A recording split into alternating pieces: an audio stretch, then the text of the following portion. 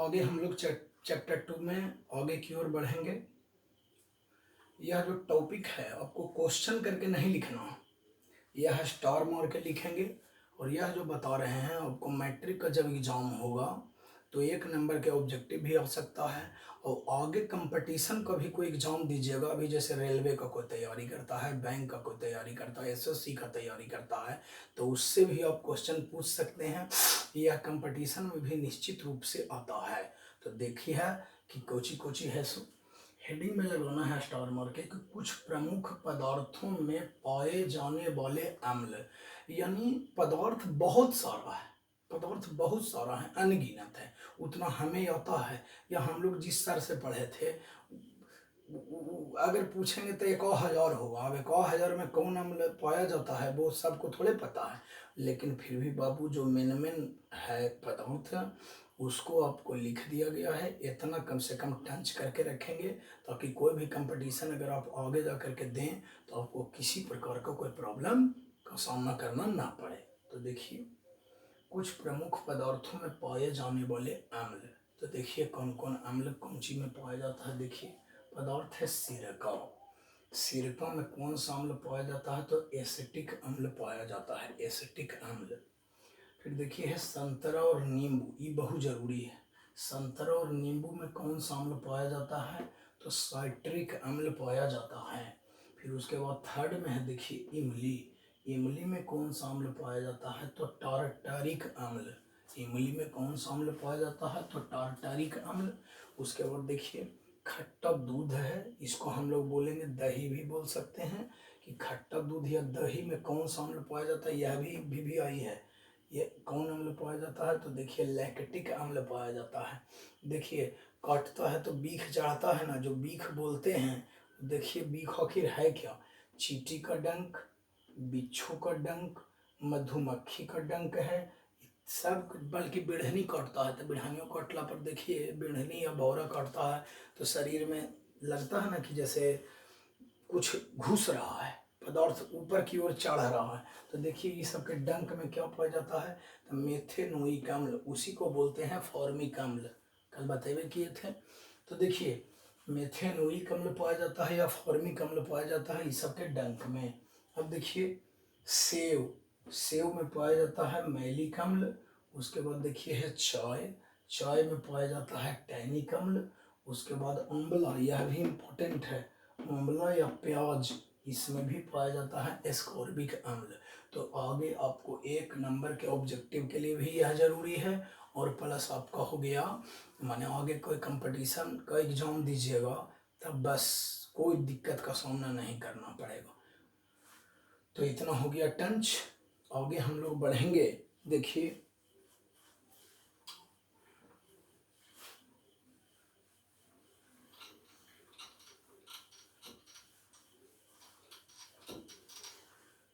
इसको उतार लेंगे स्टार मार के। उसके बाद देखिए क्वेश्चन नंबर अगला बढ़ेंगे हम लोग, पीएच मान क्या है।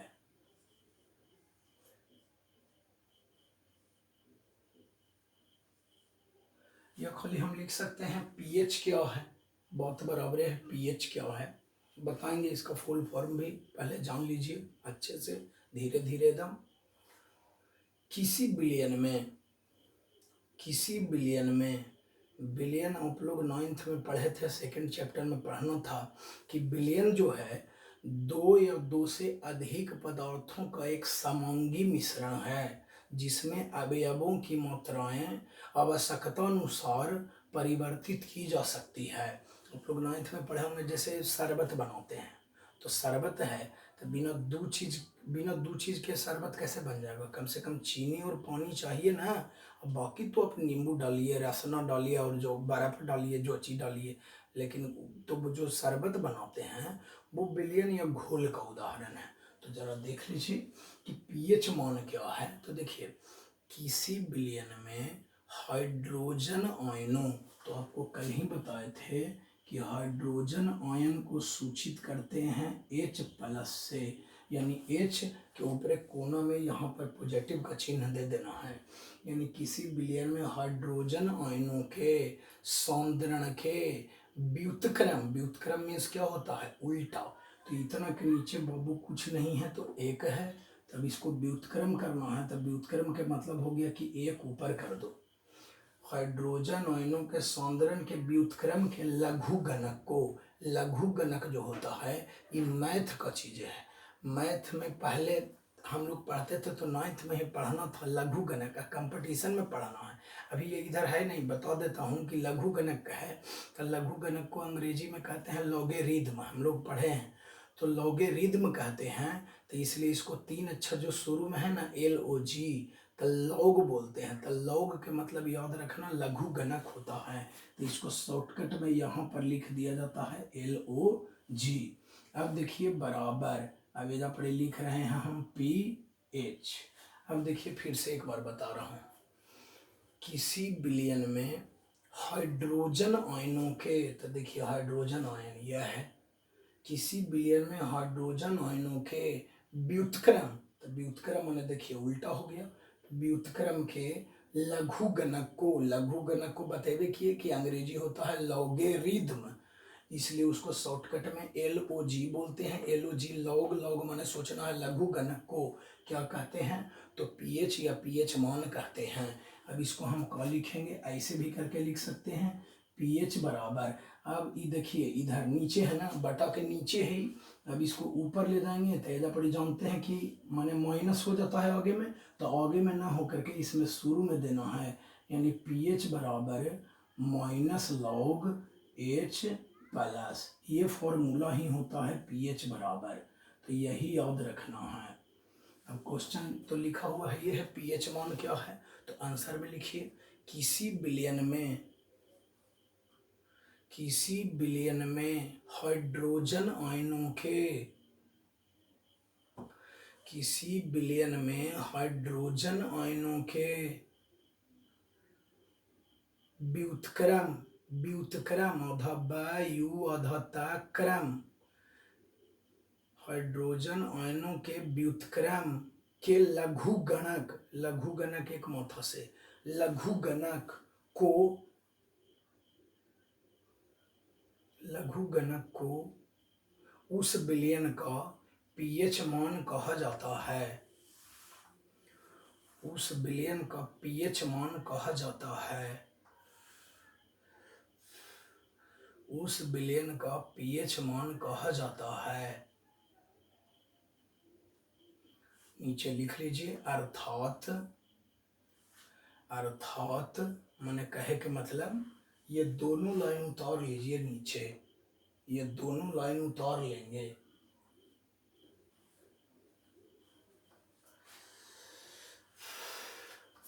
परिभाषा लिखने के बाद मैंने ऊपरे वाला एक लाइन रामायण कोई नहीं देखे जाएगा, ये वाला होना जरूरी है, एग्जामिनर इससे खुश होता है।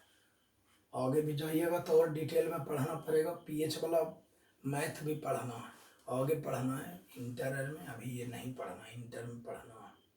हो गया होगा। क्वेश्चन नंबर अगला लिखेंगे, फुल फॉर्म बता देता हूँ PH का, आता नहीं है लेकिन जानकारी के लिए जानिए। PH का पूरा नाम, ब्रैकेट में लिख लीजिए फुल फॉर्म लिखें, PH का फुल फॉर्म लिखें। दो को बता देते हैं, देखिए पहला हो गया power of hydrogen, power of hydrogen, एक होता है पोटेंशियल,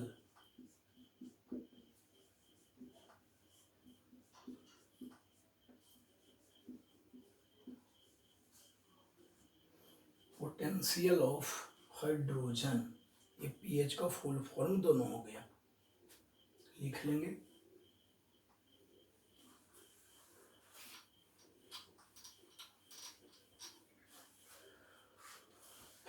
क्वेश्चन नंबर नेक्स्ट लिखेंगे, VVI है।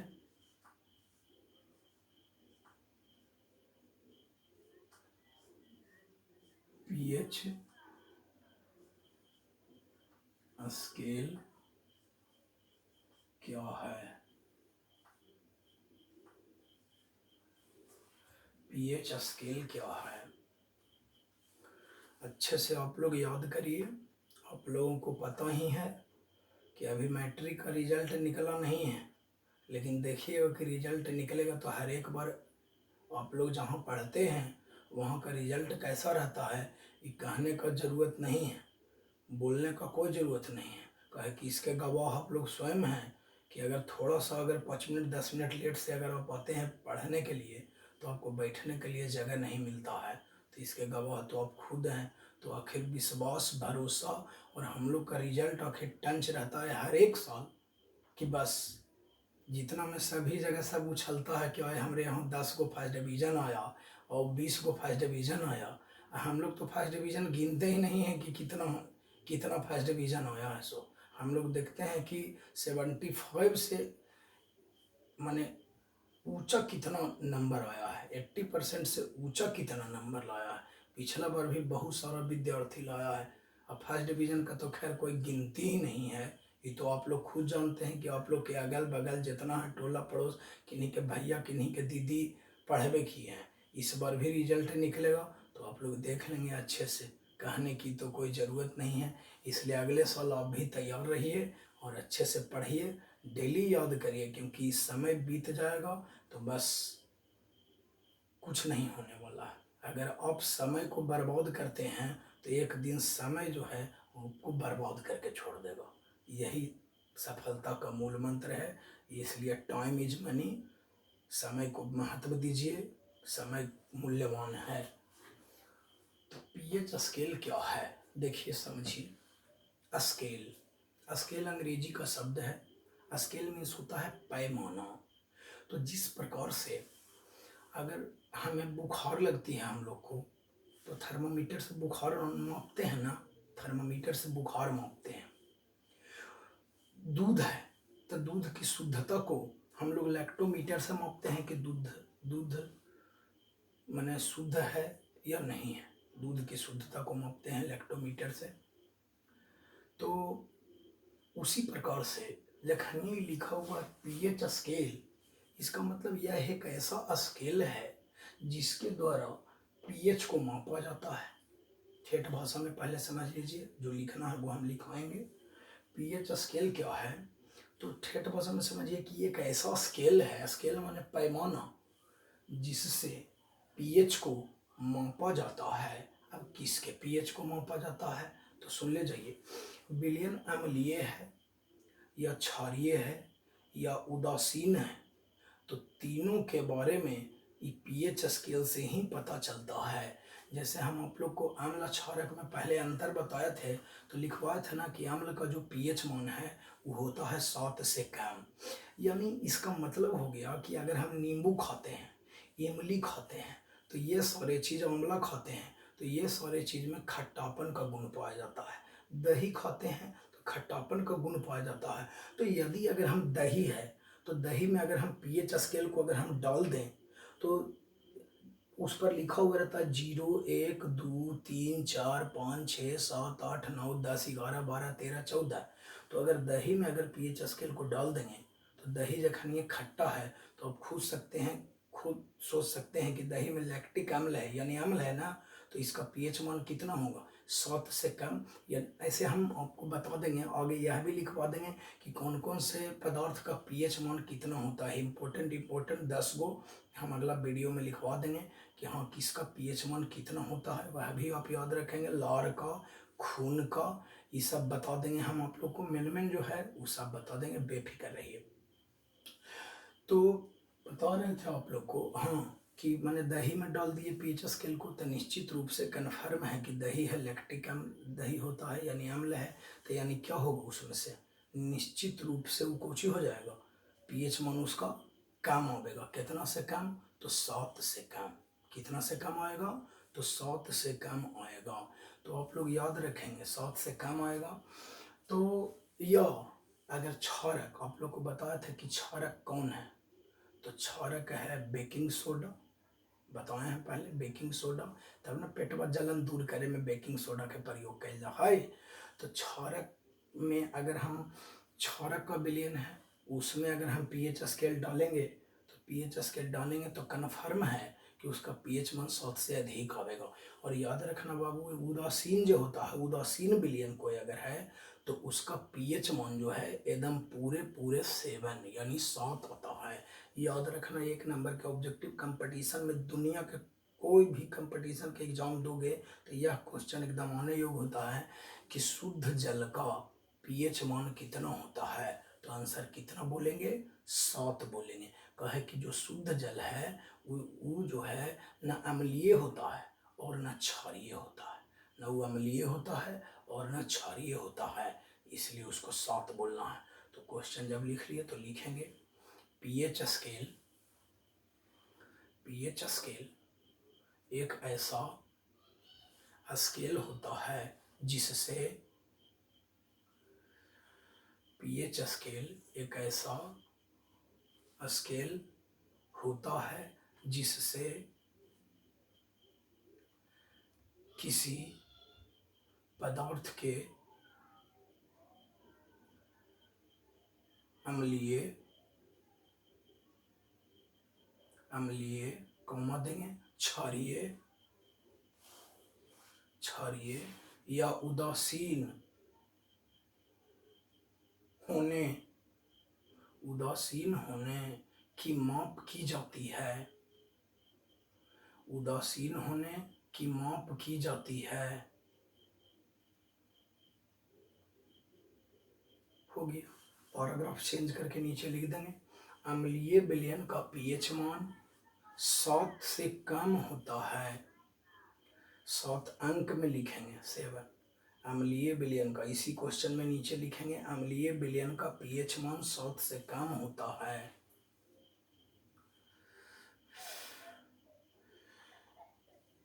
फिर नीचे लिखेंगे क्षारीय विलयन का पीएच मान,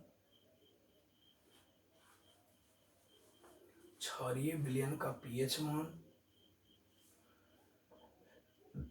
7 से अधिक होता है। फिर नीचे लिखेंगे उदासीन विलयन का पीएच मान, उदासीन विलयन का पीएच मान 7 होता है, 7 माने पूरे पूरे 7। समझिए 3 गो ऑब्जेक्टिव बता दिए। ऑब्जेक्टिव में देखिएगा बुक में पीछे तो पूछेगा कि उदासीन विलयन का पीएच मान कितना, तो 7, अम्लीय विलयन का पीएच मान कितना होता है, तो 7 से कम, क्षारीय का कितना होता है, तो 7 से अधिक, ये याद रखना है। हो गया क्वेश्चन। क्वेश्चन नंबर अगला लिखेंगे, हमारे दैनिक जीवन में, क्वेश्चन नंबर नेक्स्ट, हमारे दैनिक जीवन में पीएच के महत्व को लिखें, पीएच के महत्व को लिखें कि माने हमारे दैनिक जीवन में पीएच का क्या महत्व है, क्या काम होता है पीएच का। भाई पढ़ रहे हैं लेकिन पीएच का क्या वैल्यू है, तो लिखिए आंसर में हमारे दैनिक जीवन में, हमारे दैनिक जीवन में पीएच का महत्व निम्नलिखित कारणों से है, हमारे दैनिक जीवन में पीएच का महत्व निम्नलिखित कारणों से है, निम्नलिखित कारणों से है। पॉइंट नंबर 1 लिखेंगे, पॉइंट नंबर 1 लिखेंगे मिट्टी का पीएच, मिट्टी का पीएच ज्ञात करके ही, मिट्टी का पीएच ज्ञात करके ही यह जाना जाता है कि, यह जाना जाता है कि, यह जाना जाता है कि वह किस फसल के लिए, वह किस फसल के लिए उपयुक्त है, वह किस फसल के लिए उपयुक्त है। यानी आप लोग देखते हैं कि बहुत सारा चीज़ है कि इधर अगर आप रोपिएगा तो नहीं होगा। जैसे लीची है, मुजफ्फरपुर साइड में मिट्टी का पीएच कुछ और होता है और हम लोग के तरफ मिट्टी का पीएच कुछ और होता है। उधर से आप लीची देखिएगा, उधर जा करके मुजफ्फरपुर में तो बाप रे पेड़ एकदम लदा हुआ रहेगा। वो पेड़ जा करके आप रोपिए, घरे ना होगा लीची। इन्हें का मिट्टी ही कहते हैं कि ना दूसर किस्म के है। अब चले जाइए किसी नदी के किनारे, तो नदी के किनारे में जाइएगा तो देखिए क्या होगा, तो तरबूज, तरबूज, ककड़ी, ये सब जो है बहुत ज़्यादा, लालमी, ये सब ज़्यादा होगा उस साइड में। इधर आप ला कर के रोपिए, इधर नहीं तरबूजर होगा। पीएच के मान में परिवर्तन होता है, यही दोनों में फर्क है। दूसरा में लिखेंगे पॉइंट नंबर 2, जल का पीएच, जल का पीएच ज्ञात करके ही, ज्ञात करके ही यह जाना जाता है कि, यह जाना जाता है कि वह मछलियों या अन्य जीवों के लिए, या अन्य जीवों के लिए उपयुक्त है या नहीं, उपयुक्त है या नहीं। हो गया। यानी कहे का मतलब क्या हो गया कि जैसे मीठा जल में भी पाया जाता है मछली और खारा जल में भी पाया जाता है। यानी हम लोग तरफ पानी जो है वो मीठा जल हो गया और समुद्र का जो पानी हो गया वो खारा होता है, जानबे करते हैं। तो ऐसा भी होता है कि तो दोनों के पीएच मान में अंतर होता है। या कोई ज़रूरी नहीं है कि मीठा जल में जो रेहू है, गरई है, मांगुर है, पोठी है, ये सब को अगर हम डाल देंगे समुद्र में तो वो हो ही जाएगा, ना हो भी हो सकता है, क्योंकि उसका, उसको प्रकृति ने उसी प्रकार से बनाइबे किया है। अब जो जलीय में रहने वाला है मछली, वो मीठा में नहीं भी रह सकता है, क्योंकि उसका पीएच मान जो है उसी के अनुसार से रहबे करता है। यही बात है। तो पॉइंट नंबर 2 हो गया। थर्ड में लिखेंगे, मनुष्य के रक्त के, मनुष्य के रक्त के पीएच मान में, मनुष्य के रक्त के पीएच मान में यदि थोड़ा सा भी परिवर्तन हो जाए, यदि थोड़ा सा भी परिवर्तन हो जाए तो मनुष्य जीवित नहीं रह पाएगा, मनुष्य जीवित नहीं रह पाएगा। पॉइंट नंबर नेक्स्ट लिखेंगे, पॉइंट नंबर नेक्स्ट 4th में,